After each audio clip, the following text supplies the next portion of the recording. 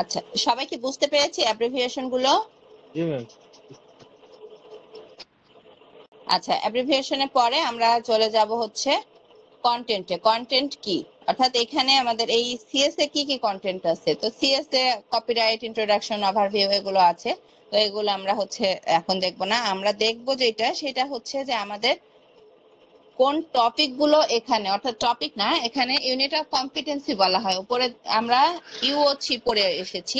USC full form হচ্ছে unit of competency, অর্থাৎ এই সিএস এ এই কম্পিউটার অপারেশন লেভেল 3 এর জন্য আমাদের ইউনিট অফ কম্পিটেন্সি কয়টা কভার করতে হবে সেটা আমরা দেখব।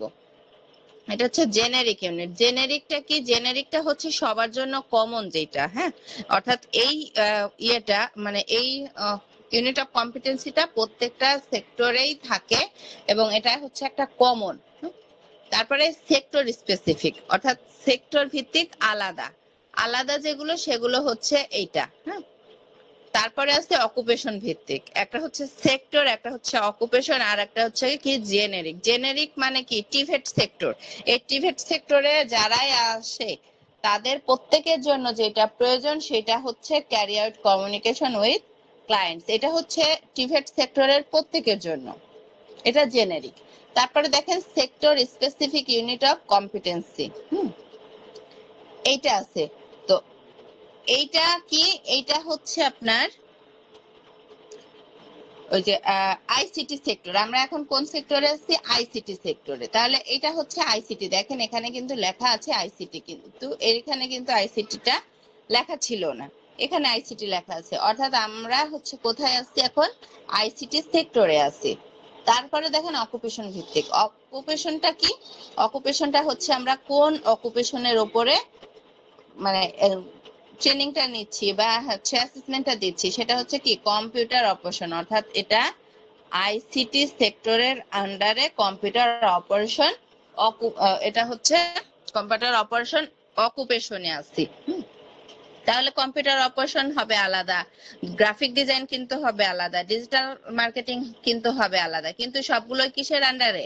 আইসিটির আন্ডারে। অর্থাৎ আইসিটির আন্ডারে এইটা সেম থাকবে, আইসিটির আন্ডারে যতগুলো অকুপেশন আছে সবগুলোর সাথে এইটা সেম থাকবে, কিন্তু এই অকুপেশন আবার কি হবে?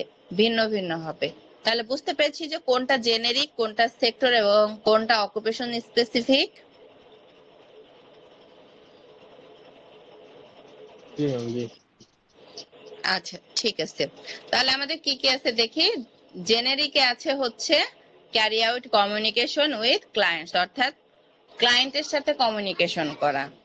সেক্টর স্পেসিফিকে কি আছে? Comply to ethical standards in the ICT workplace, অর্থাৎ আইসিটি ওয়ার্কপ্লেসে ইথিক্যাল কিছু স্ট্যান্ডার্ডস, রুলস, রেগুলেশন থাকে, সেইগুলো হচ্ছে আমার সেক্টর স্পেসিফিক, যেটা আইসিটি ওয়ার্কপ্লেসে, হ্যাঁ।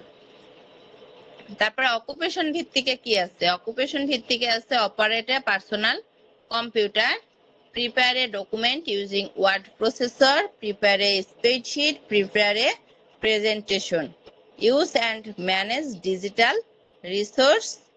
এই টপিকগুলো আমাদের কভার করতে হবে এই কম্পিউটার অপারেশন লেভেল 3 কম্পিটেন্ট হওয়ার জন্য। তাহলে কি কি মানে আমাদের কি কি কাজ করতে হচ্ছে বলেন তো? পার্সোনাল কম্পিউটারটা অপারেট করতে হচ্ছে, তারপরে ওয়ার্ড প্রসেসর থেকে একটা ডকুমেন্ট প্রিপেয়ার করতে হচ্ছে, স্প্রেডশিট অর্থাৎ এক্সেল, এক্সেল থেকে আমাদের কি করতে হবে? একটা শীট তৈরি করতে হবে, প্রেজেন্টেশন থেকে একটা প্রেজেন্টেশন রেডি করতে হবে, এবং এই ডিজিটাল রিসোর্স গুলো আমাদেরকে কি করতে হবে? ইউজ করতে হবে, এবং এগুলো কিভাবে ম্যানেজ করতে হয় সেগুলো জানতে হবে। বুঝতে পেরেছি? একটু কোশ্চেন ছিল আর কি। আহ, এখানে যে আমাদের যে ডকুমেন্ট যে যে বিষয়গুলো থাকে এখানে, হ্যাঁ তো পরীক্ষার মধ্যে বা অ্যাসেসমেন্টের মধ্যে কি তখন কি যেরকম এখানে কি যে 2 নম্বর দিয়াটা আছে যে prepare document using word processor, হ্যাঁ এখানে কি টাইপিং এর ক্ষেত্রে কি কোনো সময় বেঁধে দেওয়া হয় যে মানে মিনিটে এতগুলো ওয়ার্ড বা এরকম কিছু?